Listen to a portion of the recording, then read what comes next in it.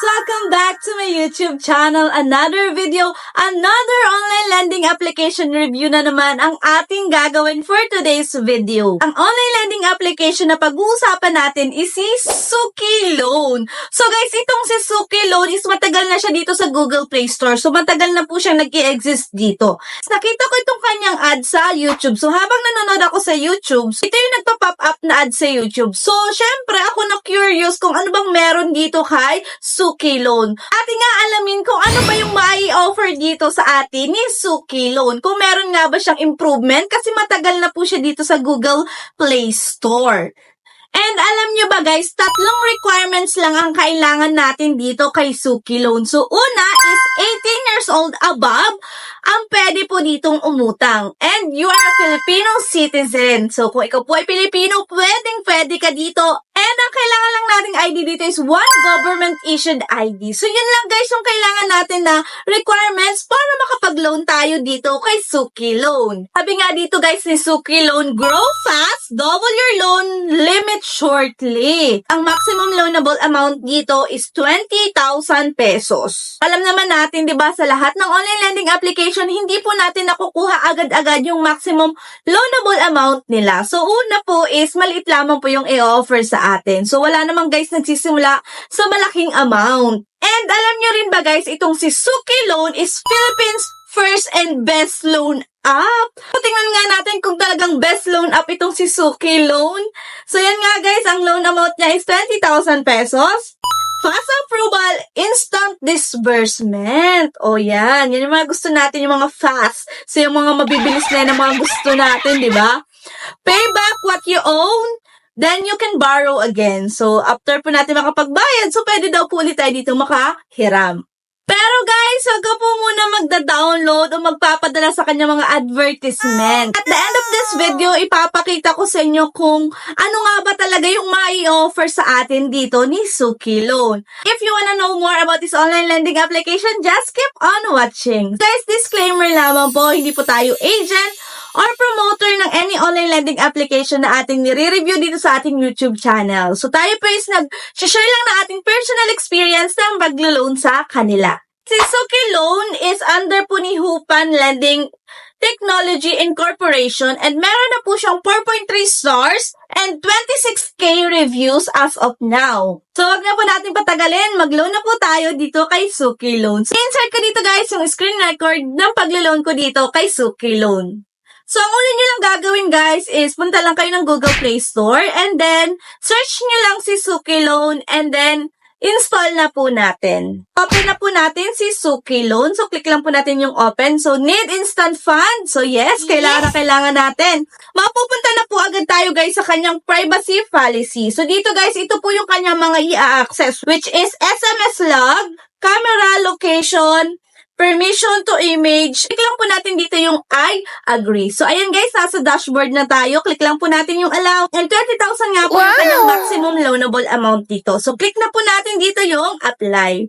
As usual guys, ilalagay lang po natin dito yung ating active phone number and i-click lang po natin dito yung get code para may matanggap po tayong OTP code and ilalagay lang po natin dito and i-click lang natin yung circle and click login.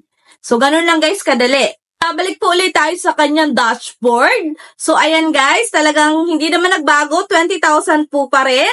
And then, click lang po ulit natin dito yung apply. Narito na po yung mga kailangan nating i-provide. So, unang-una is upload a valid ID. Narito po yung mga available IDs na pwede natin gamitin, which is UMID, JES ID, SSS ID, PRC ID, Passport, PhilHealth, Driver's License, Pag-ibig, Voters ID, and National ID. So, pili lang kayo doon ng isa guys kung anong meron sa inyo at available. And then, pipicturean lang natin. Pwede din po natin kunin sa ating gallery. And then, after that, personal information na po ang ating pipil-upan dito. First name, middle name, last name, birthday, gender, education level, marital status, children number, current address, monthly income, occupation, company name, email, and loan purpose. Confirm lang po natin. And dito naman guys sa emergency contact, ang kanya pong hinihingi is 4 na reference lamang. So, yun lang po yung kailangan natin i-provide dito. And take note guys, hinihingi po niya dito yung ating Facebook username. So, mga nanghihingi na guys ng Facebook username, so, medyo magdalawang isip na kayo at busisiin yung mabuti kung okay ba talaga itong loan app na to. Kasi alam naman natin, binibigay natin yung ating personal information sa kanila. Click lang po natin dito yung confirm. After that is yung ating na pong withdrawal information. Pwede po dito ang online transfer and cash pickup. So dito guys, sa online transfer is pwede po si GCash, si PayMaya, si GrabPay at bank transfers. Dito naman po sa cash pickup is pwede si RD Pawn Shop, which is meron pong fee na 180 pesos, and si ML Luwilier na 180 pesos din po yung kanyang transfer fee. So ako guys is GCash po ang aking ginamit. So after that guys, click confirm lang po natin. And then yan guys, approaching. So meron po ditong 60 seconds na countdown. So dito guys, malalaman natin kung ma-approve ba tayo o hindi. So ayan guys, samahan niyo ako sa paghihintay. So, ayan guys, pero sad to say, sorry, loan disapproved. Ano naman, lagi na lang tayong rejected sa mga ina-apply nating loan application. So, ayan guys, nakita nyo naman, rejected ang atin nyo. So, ayan guys, so dahil rejected ako, akin na po agad siyang i-delete yung aking account dito. Syempre, para maging safe na din po yung ating personal information. Click lang po natin yung icon sa may right corner, and then after that, i-click po natin dito yung setting. So, ayan guys. And then, after that, ayan, nandito po yung account deletion niya.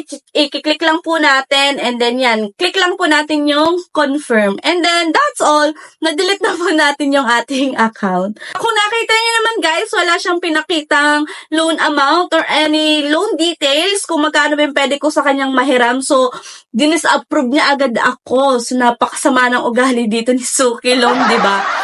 So, yun guys, yun lang po yung meron dito kay Suki Loan. So, kung nakatry na kayo dito kay Suki Loan at na-approve kayo, magkano ba yung na-approve sa inyo, i-share nyo naman sa comment section. Para naman po yung mga maglo-loan dito is meron na pong idea. Yun lang yung meron dito kay Suki Loan. So, kung hindi ka pa po nakasubscribe sa ating YouTube channel, subscribe ka na po, i-like mo yung video at mag-comment ka na rin. And syempre, i-hit nyo na rin po yung notification bell para maging updated po kayo sa mga bagong uploads ko. Babay na po muna, and thank you for watching, and see you on my next vlog. Bye-bye!